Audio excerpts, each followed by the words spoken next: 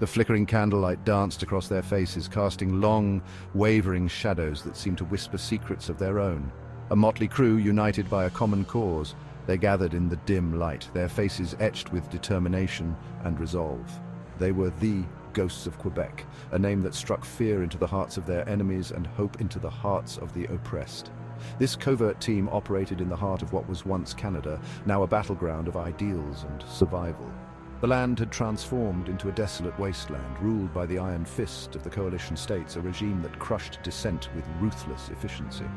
Their leader, Jean-Luc, a grizzled veteran with eyes that held the weight of past battles, traced a finger across a worn map, each line and mark telling a story of resistance.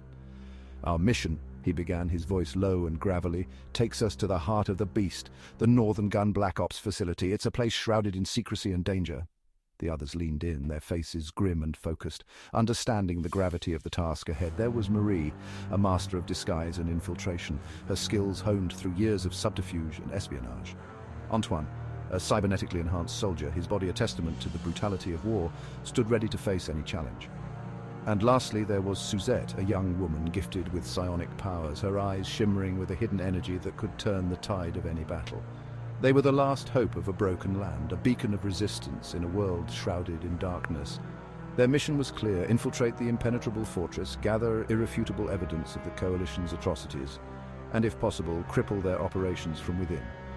The risks were astronomical, the odds stacked against them, but fear was a luxury they could not afford.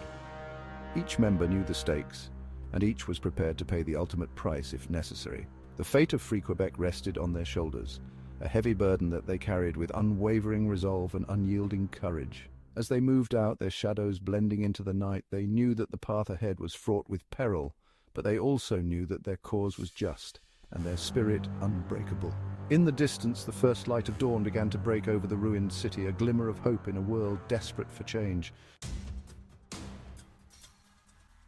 The Northern Gun facility loomed in the distance, a monument to tyranny and oppression.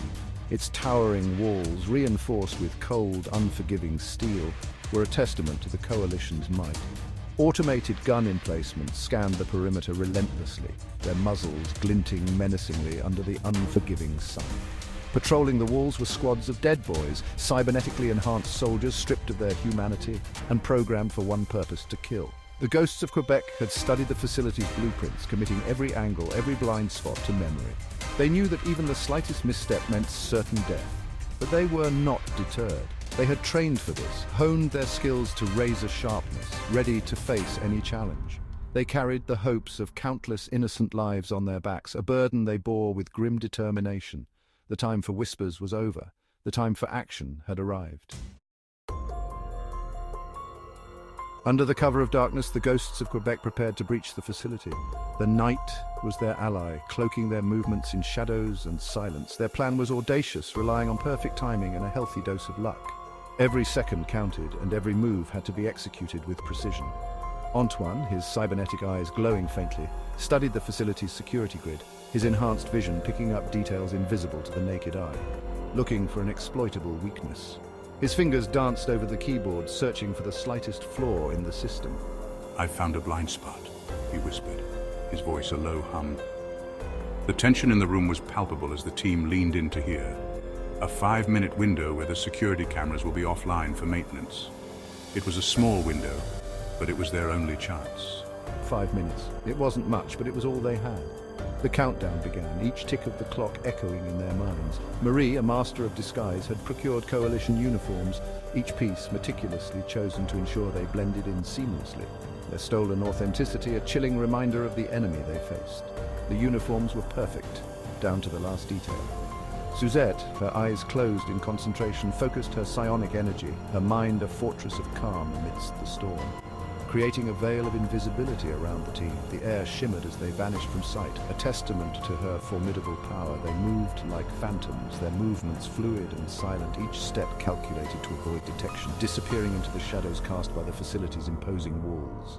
The darkness was their shield, their ally in this perilous mission. Ahead lay unknown dangers, but they pressed on, their resolve unwavering. Each member of the team knew the risks, but their determination was unshakable. The team slipped through the facility's outer perimeter, their movements ghost-like and silent. They navigated a maze of corridors and checkpoints, their senses on high alert. Every flickering light, every muffled sound sent a jolt of adrenaline through their veins. They encountered patrols of dead boys, their cold, emotionless eyes scanning the corridors, but the ghosts of Quebec were ready. Suzette amplified their presence, making them appear as nothing more than shadows, figments of the guards' imaginations. They bypassed laser grids and pressure plates, their movements precise and calculated. Antoine, a master of technology, disabled security cameras with a few keystrokes on his wrist-mounted computer. They were ghosts, moving unseen through the heart of the enemy stronghold, their presence undetected. Section 5. The Gauntlet. Deeper they ventured, descending into the bowels of the facility. The air grew thick with the stench of oil and ozone, a testament to the dark technologies at work within. They reached a heavily guarded area, the rhythmic hum of machinery pulsing like a heartbeat. This was the data core, where the Coalition stored its darkest secrets. 2 hulking bioborgs, grotesque parodies of human beings, guarded the entrance, their bodies augmented with weapons systems. Stealth was no longer an option. Antoine, Suzette. "You're with me," Jean-Luc whispered, his voice tight with anticipation. "Marie, get to that data core and find what we need." Marie nodded silently and melted into the shadows, her movements swift and silent. The others prepared for a fight, their weapons humming softly in the oppressive silence. Section 6. Into the belly of the beast.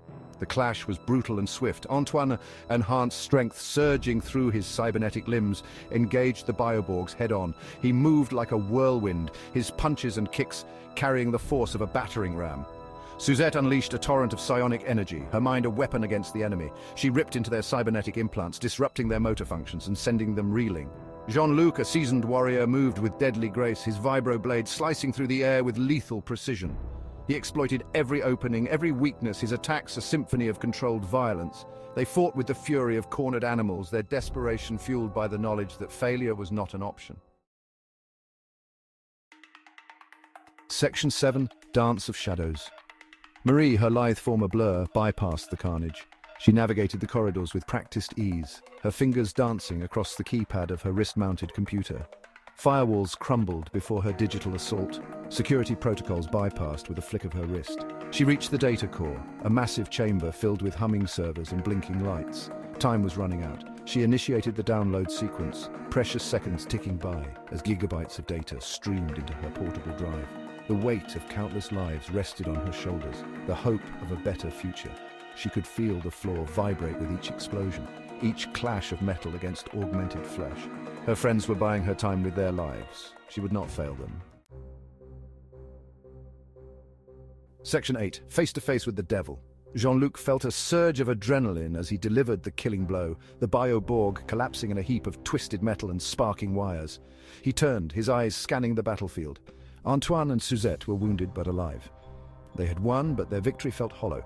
A figure emerged from the shadows, his bearing radiating authority and menace. It was Commander Durand, the ruthless overseer of the Northern Gun Facility.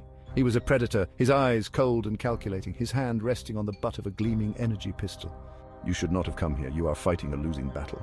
Jean-Luc met his gaze, his own eyes unwavering. "We fight for freedom, and we will not be denied." Section 9. The Price of Freedom. The air crackled with tension. Jean-Luc knew they were outmatched. Durand was a master tactician, a seasoned killer with years of experience, but Jean-Luc had one advantage.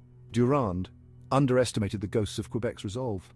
A series of explosions rocked the facility, shaking the very foundations of their world. Marie had planted explosives in the data core, sacrificing the intel to ensure their escape. "Now." Jean-Luc roared, tossing a smoke grenade at Durand's feet. They disappeared into the chaos, the facility collapsing around them. They raced toward their extraction point, the sounds of pursuit echoing behind them. They had struck a blow against the Coalition, but at a terrible cost. Section 10. Echoes of Defiance. They emerged from the inferno, battered and bruised, but alive. Marie had escaped with a fraction of the data, enough to expose the Coalition's crimes to the world. The flames had consumed much, but not their resolve. Each step they took away from the burning wreckage was a step towards justice, a step towards revealing the truth. They had lost much, but their spirits remained unbroken. The northern gun facility lay in ruins, a testament to the courage of a few brave souls willing to stand against tyranny. The destruction was immense, yet it was a symbol of their defiance, a mark of their resistance. The coalition had underestimated their willpower, and now the world would see the cost of oppression.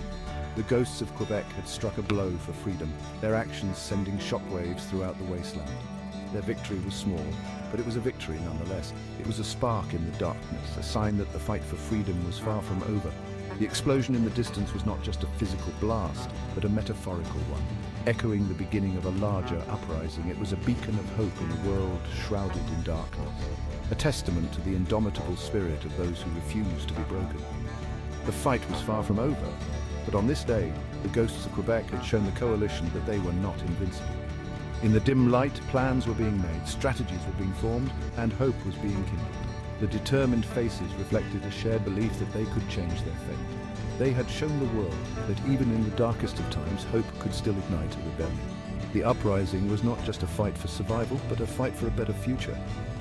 It was an inspirational moment in a bleak environment, a reminder that even in the face of overwhelming odds, the human spirit could prevail. The ghosts of Quebec had lit a flame that would continue to burn, guiding others towards the light of freedom.